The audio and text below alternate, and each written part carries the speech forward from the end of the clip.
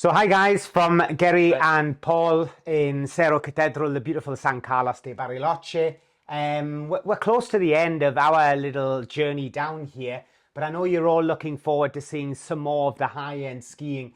And as you can see playing in the background here is some skiing that we took the same day as we took the skiing from myself, Geri. Oh, this was the one run. We had to be up there, no warm-up and just Yeah, charge down the hill, yeah?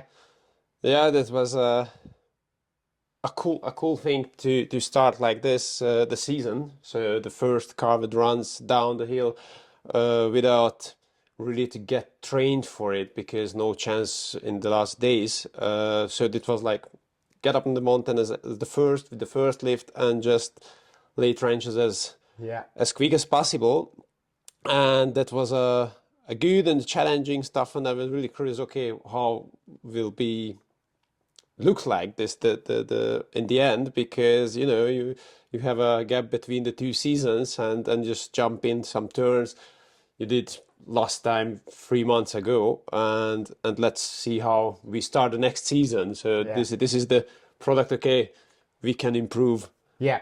And you have to just accept the fact that you're never going to get back on skis and just instantly, be at where you were when you finished the last season. And yeah, it's always hard throwing yourself into it. And I said to Gary off camera earlier on that it's always difficult when you start looking at very high-end skiing because it's all about the micromanagement. So we were sitting the other day after the results from the first set of Anverters and level 3 course, and we were saying it's quite easy to analyze people like that because there's a lot of things going on in the macro sense. There's big issues that you can identify. Yeah. Yeah, there is a much more interesting point. Which one you take as first, as most important to change, and how you build up the person to be a better skier. So yeah, it's one side it's easier to find something, but to point on the right one, how we start the process, this is the Cause and effect factors. part. Yeah. And this is the issue as well, where I've said before, there's really just four mistakes skiers make. They're either tipping inside, they're either rotating to the inside, they're either bracing that outside leg, or they're mistiming when they should be in the back seat, if you like, or not in the back seat. But from the micromanagement sense is when you start to look at very high-end skiers in detail, it becomes extremely difficult to deal with people like this, because what you want from somebody like Geri is really for him to then throw his input in, and for me to be able to ask questions of saying, well, what were you wanting to do and what were you focusing on, and is there something that you're trying to change? Do you identify something? Because students, like you say, at this level, if you were training a World Cup racer, come on, the guys are pretty good. They can go on blue ice, they can make you look stupid. So you're really wanting them to put their input in. And often what I've found in sports is that very high-end elite athletes really struggle with this part of saying, where do they think they're going to next? Whereas low-end guys like we've just been teaching, they've got all these dreams and goals. Oh yeah, I'm going to be skiing like Geri in next year and things like that. But high-end skiers find it difficult to identify issues. So for me, looking at Geri, what were your thoughts this season for you after coming off the back of last season? Yeah, actually, we have I think 4 runs, maybe 5 runs here, and Yeah. all these 5 runs in a row, how it started. And actually, the first run was pretty good, so I was happy with that. And the second was like, okay, let's try one more, because the plan was just only do One. one. And I came down after the first attempt. No, no, no, no, no, we have to do one more. We have to do it. Yeah, but there's no place anymore. No, no, no, it doesn't matter. Come on, I need one more. And in the end, that was completely different, because the snow was on that side Soft, they're all soft. breaking up. Then we have people on the slope, so much more to orientate and look for. And you see in the runs, okay, this is not that what I wanted. The next morning, again, jump in the first run, pretty good. The second, second was like, okay, it's not enough speed there, and I see the videos, it's just try to show something, but it's the rhythm not there, the speed not there, and of course then the movements that are not there. And the last one is actually now on the screen. That was the first that I said, okay, this is what You want. I want, and I say Yeah. this with this run, I'm happy for the first or second day to start with. Yeah, yeah. And this is it. I mean, this run, the last run there, was obviously it's a steeper run. You know, you were on a red run for a start. It allowed you to get the pressure that you were probably looking for as well on the skis, and allowed it to be much more dynamic because things were obviously happening much quicker. So yeah, I mean, where do we go from here? Well, obviously, from my side, it's different because I'm going to look at Geri from my approach that I know because I've cheated a bit and I've been playing around in the fitness studio with Geri and having a look at some of the things that flag up, if you like. And they now show up on his skiing a little bit. So obviously we can all agree this is like a great goal for most people. If they could ski like this, they would be extremely happy. But we still have to make a comparison of what we're doing here. Now, interesting is if we look at here, let's first ask Geri a question. If he can tell me from these pictures. Now I've flipped one of the turns, so I've took his turn, either left or right, and flipped it. And I want him to tell me which is his strong turn. Does he know which is his right and left turn?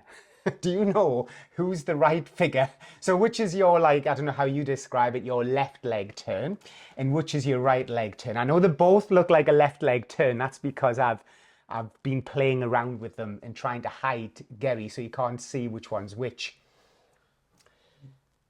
I think that it's good. This is my wait. This is my definitely the left leg turn, and this is the right leg turn. Correct. Yeah, this is Geri's left leg turn. And why did you identify that so easy? Because I know that my left leg turn, I'm from nature, from the position more natural in that turn. What for me is important, this is also a left leg turn. Yeah. But this is a mistake, but doesn't matter.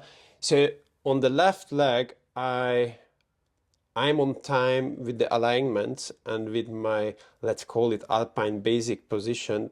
We talked about that I don't want to have this big angulation, the great angulation. I want to line up the system on the left leg that the force, the vector of the force goes through the center of the body and comes out on the inside shoulder. Yeah, And this one, yeah. This line there, this is much more natural for Right. me. And because it's interesting for me, because when I looked at it closely, what I would see is that the way the shoulder is and the alignment, and I looked at this over, because obviously it's very important on a video. So Geri went, oh, this is a mistake. Now, it's very important on a video, if you ever do video analysis on yourself, you're looking for a cluster of things. You're not just looking for one turn that was a mistake out of 40. You need to see from 12 turns, if 4 turns have a mistake on and they're all on that left leg, for example, then yeah, we have what we call a cluster that's worth mentioning. But don't start breaking down video and picking on somebody's one mistake from a fantastic run. Yeah. That doesn't make any sense. Yeah. But from my side of things, what was interesting for me was putting the legs to one side, was how his shoulders affect his turn and his alignment as well. So for me, on your right leg turn, actually, you align your shoulders very much differently and you align the arm differently in this position. Yep. So guys, we just took a quick coffee break because somebody brought us chocolates and coffee. But so we're back to it. Off camera, I was talking to Geri about the picture that I'd put up, guys, where for me, from a mechanics point of view, what I was looking at probably surprised Geri because I didn't really look at what was going on at his feet too much because it's pretty damn good skiing. You know, I mean, the guy's got pretty much symmetry in the turn, edge angles are symmetrical, and he's moving inside the turn very nicely. I actually looked above the hips in the case of Geri because in the gym I identified some weird issues with shoulders and arms. And that flagged up, and I can see that in his turns, which interestingly for me, you see, from a more aesthetic pleasing and stronger position, I like his shoulder position and everything on his left turn, but Geri actually likes his right turn better because he falls inside and flows in, because of the way he's, I suppose, moving and swinging.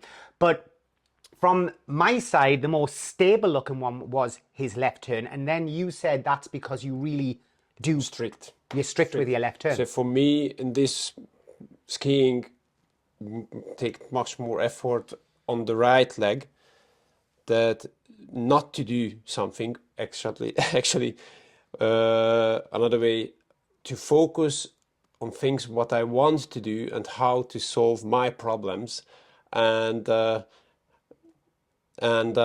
this turn is much more concentrated and strict because I work on it. I'm working on it, that it will be similar to another one. Yeah. As long the left leg turn, so to the right, is just throwing in and get the feel and the flow, and it happens. So there on the end of the video is some mistake where I can see, okay, it's mistaking the turn, but it's really easy to recover. Yeah. On that side, it's just a split of a second from this position, get back in a strong carved position. I like because I then put in some lines just to give some ideas of what I'm talking about to you guys. So this is actually Geri's left turn, and this one here is actually Geri's right turn. I've sort of flipped them around to show some superimposed pictures where I can see how he aligns himself much more stricter on the left turn, which is what he was saying, where you're fighting the frame and trying to keep yourself in a solid position that in effect you don't really like that much because you feel it's too angulated sometimes, you said. This side on the right leg, I'm supposed to angulate much easier, much more. So and okay, in school skiing you don't see this difference. It's not that interesting that when you have the force, when you have power, when you have the centripetal forces push you around the turn, and you have to hold it and work with that force. And in that case, it sometimes pushed me always in a too much angulated position, what I don't like. That the ass, sorry, the hip is down on the floor, but the upper body is nearly upright. I want to have more straight angulated position, because then the force where the grabs my ski, my edge, from that point the line goes across the center of the body and taps out on the inside shoulder. If I angulate more with the upper body, then I need much more power to hold it, and it looks like too much angulated. Which, if we just go back, because saves us answering this comment later, somebody said, what did you mean when you said you were fighting not to angulate? Remember in my video, I said to you, you were asking about a focus, and I said I felt that I was angulating a lot because in the first run of the season, angulation's a bit of a safe place to be. You can just if you're strong enough, you can just angulate, pressure the ski, and you're safe. You're not going to fall inside. Whereas I think what you're doing on your skiing, what you see in Geri skiing, particularly on the red run, if we look at it on the red run, you'll see you really, fighting that angulation, and actually you can see this much more of a less angulated position and toppling in here. There's barely any hip angulation here. Yeah, barely because any. it's not the right movement. So the angulation is building up and you release, because it helps you to get more edge angle, but at that speed and this radius, the edge angle is anywhere there. So if you throw yourself in the turn, you can be straight at the top of the turn. And actually this building up, this angulation, it belongs to the next turn to get the upper body cross the line of the ski. So there is the apex, the maximum of the turn. And if we step forward, the first what you see that I start to look in the next turn, the head turning in the next one, and then comes the whole system. All with the hands, I'm not happy that they're pushing too much forward, but whatever, the ski crossing under the body from that moment, and then the upper body, I try to throw the upper body across, and that's how you get the inclination on the top of the turn. And I'm going to rewind a little bit because Geri said something that people probably didn't even hear him say. And he said he's already looking into the new turn. Now, quite a lot I hear in skiing, you know, we ski with our feet, for example. Yeah. But you'd be surprised within sports science how much we concentrate on eyes and head, because basically what's happening here is Geri's head's controlling what's happening next, not his feet. He didn't start to, you know, do this special action with his knee or roll this leg that way. He actually said, I am now starting to look into the new turn. And this is what creates the first step of his new turn already, way back here. Yeah. So because his orientation, where to put my skis, where my skis going, and which is how the ground look like when I want to set the skis. For example, there was some turns that really the slope gone down, and okay, I have to engineering a little bit the apex some other ways because it's not a good place to not turn. the place. Yeah, you see that later on in the turn. There was some places where your skis were here, like you say, this has got clearly a little bump. Yeah. And it's not an ideal place. You have to be careful. You couldn't pressurize until later on this turn. But you compensate, obviously, there we see it come round again. Yeah. And here's this little internal rotation, and the arm goes out. Yeah. This is actually there's this holding and lifting the arm. It helps a lot to go over the ski. Yeah. Because in one moment you lift it, it helps the upper body incline in the new one. And if you go back a few frames, I want actually the last turn. The last one. There I wanted to do one more turn front of the camera. So it's actually an oversteer turn, and the oversteer turn I push too much forward with the arms. That means the upper body goes with it, and then I use the uphill side hand to pull over to get earlier in the new turn, as much as quickly as possible. Like then, being late at a gate and suddenly thinking, oh, I've got to get round that gate here. I think what's important that Geri probably hasn't identified from the mechanics side is that the shoulders are very much attached to the thoracic spine and what's going on in the top of your spine. So as soon as you do something with your shoulder, it will have an effect on your spinal mechanics. And here you can see what it's done. It's brought him inside the turn, maybe like you say, a little bit too quick, because you don't quite have a platform on this. Yeah. And that's why you have to sort of correct as you come round the turn. But yeah, absolutely, super interesting to look at this from my side as well, to be able to look at not just the mechanics of somebody's feet, but what we've learned today is actually the head has a lot to do with it, the eyes have a lot to do with it, and what we're going to do with these shoulders also has a lot to do with what's going on at high-end skiing, especially with this micromanagement, as I like to call it, as opposed to dealing with somebody at the level 1, 2 or 3 who's still got loads of funky things going on, and you can just choose from a huge toolbox as what you're going to do.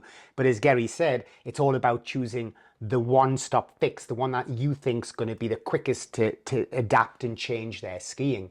But what are you thinking, Geri, from where you would go after this conversation with your skiing next? I mean, is there anything that you would take away from this? Yeah, definitely the first part in the season, just get the hands controlled. So the shoulder, let's say, problems and the symmetrical moves. The first, what I want to leave this cross end of the turn, pushing forward too much the hand, because actually I want more, I want less oversteer returns, more just speed. And this is the moment when I'm oversteer the turns, when the hand goes too much forward, and that causes the problem that the entering the turn is like swinging an arms around. Yeah. If I have less movement in to the front end of the turn, then I don't need so quickly to lift up the other Which is, side. we have to be careful because, of course, a lot of you hear ski instructors say a lot, like squeeze the downhill pole and drive it forward. Just be careful if that mechanics drives the whole hip and everything round. This is it. That Whereas obviously you're disciplined with your hip carriage to prevent that from happening.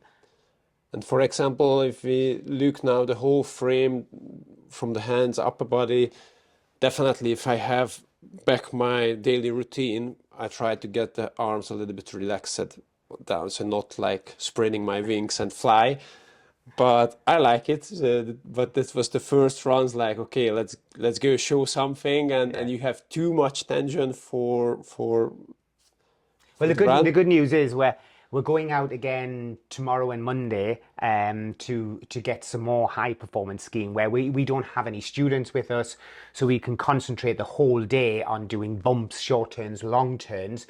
And hopefully then we can look at how bad they are too and be disappointed. But hey, we'll be set for the season in Austria when we get back there. That's one thing for certain. So guys, I mean, put your comments down and see what you think about what's going on from what I identified.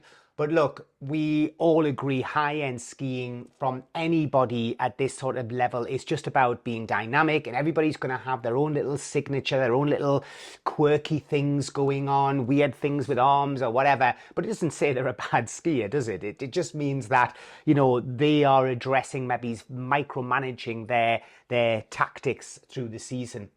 And that's, I think, where I hope to get back to this season in Austria, where I can get on snow a bit more and start to discipline myself to focus on a few little things. Anything to add, Geri? Yes, because we talked about in the gym about the two legs, The hip flexors and the hip flexors and the performance of the two legs. And I got many comments before, what about the inside ski?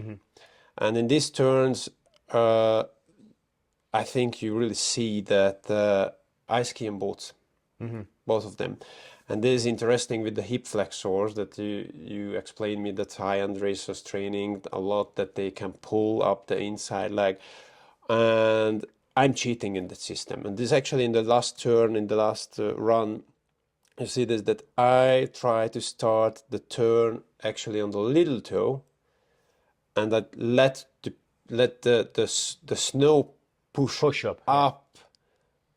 So I did take some pictures of this because I didn't want to make the video too long, and I did identify with the hip flexor because I wanted to show Geri off camera a little bit about what happens if you have a weaker hip flexor.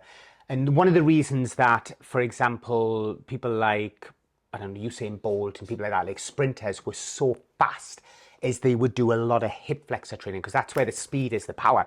And one of the things I definitely noticed in my skiing, because of my knee, I had to reduce heavily jumping, all my change of direction drills, all my bouncing box drills and all this sort of stuff. And it's made me slower on the skis from edge to edge. I'm finding it difficult to get to the transition as quick, and that'll be one of my main targets. So today in the gym, I actually jumped for the first time and started doing a lot of jumping things with no pain. So I was really pleased with that. But what Geri's identified was, because in the gym I did some hip flexor testing on Geri, and in fairness, I have to say that he is strong. okay, in his hip flexors naturally because you ski and you're having to do this action. But he could be stronger and faster with it. And there's no doubt about that. And he could see that. It was very difficult for you to, you know, when we did those box, lift the legs box up lifting and yes, those sort of things. And they would, if somebody has the better ability to, you know, use under tension this action, they're clearly going to have, you know, a more ability to even tighten that turn further and then spring out of it and get across the skis. Yeah, for example, this is my turn, what I want to change, because there, you see, I start on the inside, the outside, get the pressure from the centripetal force, and this is this let's say action here. And this action here, where I use more the snow itself to get the position. It's like activate the inside ski inside leg, because the outside is anyway there outside, so it's to hold the pressure what I get from the snow, the centripetal. The inside is the management. How far when I go in, when I want to start to change the balance, to get out from the turn. So there's a lot more going on this little toe, as many people think. And I try to keep it active in the turn from the top to the bottom. That means, okay, I have the main force, what I get from the surface on the outside leg, because this is the stable platform, but the inside is playing around, and that helps me to control the turn. Which is interesting, because I think, guys, there's going to be a video come up, if it's not already come up, where I do an exercise with the group where I'm wanting to encourage them to balance on the outside ski, and to, because associations love angulation, to make sure they're angulating, I tell them to ski down and to actually suddenly just pull the inside leg up towards under their armpit in effect. And for them, when the guests do this, they get a bit of a shock, because suddenly when they do that action, the outside ski bites and turns underneath them very fast and pushes them to the back seat. But we start off on a wide stance on this drill, and I'm sure I've got it on here. And basically it is going down and doing very sudden movement like this to get a real shock. And whoa, what happened there? You know, the ski bites and it goes shooting across. And this is them basically training the hip flexor. Again, trying to learn how to actually be able to activate this. And it's one of the weaknesses that we see when we do the off-hill training with people, that they really struggle. So when we put up the video, let's say, of the older guys that you were with this week, this will show them very much blocking their ability to move into the turn, because both legs almost stay the same length. And as they're on a hill, that really puts them on the inside ski. You know? So that's really interesting, in that, Geri, obviously from being in the gym, because it's not really your forte, you don't really go to the gym, you know, you ski, and you're so tired after skiing, you very rarely get the chance to go in the gym. No, well, let's say I'm lazy. Nice from you. Now, this Argentine story had the goal. Okay, now I go with you in the gym and with the guys and get motivated to do this, and in a good way, because I know that is everybody nearly a personal trainer. Do it regularly, so just get a little bit motivated, and some idea what to do next, because I use my body since 30 years in this skiing, but I feel like, okay, now I have to be careful and give it something back. So it's time to train, not only the technical, so the power. Yeah, a lot of people think that in a lot of sports they could be, you know, football fit, ski fit, tennis fit, because I play tennis or I play football. You do need to do what Geri says, take a little bit of a step back and feed your body something.